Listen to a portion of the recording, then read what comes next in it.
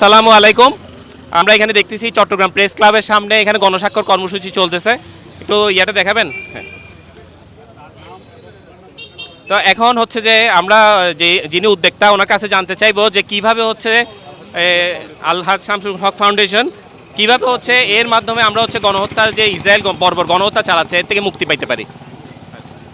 দেখুন, আমরা আমরা গাজার আমাদের আমাদের পরিবারের মা বোনদের জন্য সবসময় বলি আমরা জান দিতে প্রস্তুত।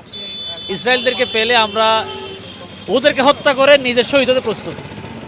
এই শহীদ হওয়ার তামান্নাটা অনেকে মনে করেন মুখে মুখের কথা, সেটা যে মুখের কথা বা ফেসবুকের কথা ফেসবুকের মধ্যে সীমাবদ্ধ নয়, তার সরজমিনে জানান দিতেই আজকের এই আয়োজন। মানুষ এখানে লাইন ধরে নিজের নাম মোবাইল নাম্বার স্বাক্ষর করছে, তারা সবাই আমাদের গাজার মামুনদের জন্য জান দিতে প্রস্তুত।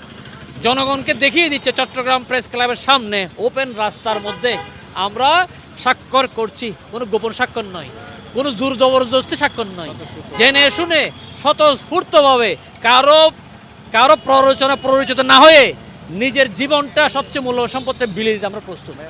যদি যদি কখনো অন্তর্বর্তীকালীন সরকারের মাননীয় প্রধান উপদেষ্টা মহোদয় মনে করেন ভলান্টিয়ারলি আমাদের কিছু মানুষ লাগবে, গাজা আমরা কিছু মানুষ পাঠাবো, আমরা এই টোটাল তালিকাটা মাননীয় প্রধান উপদেষ্টা বরাবর দিব।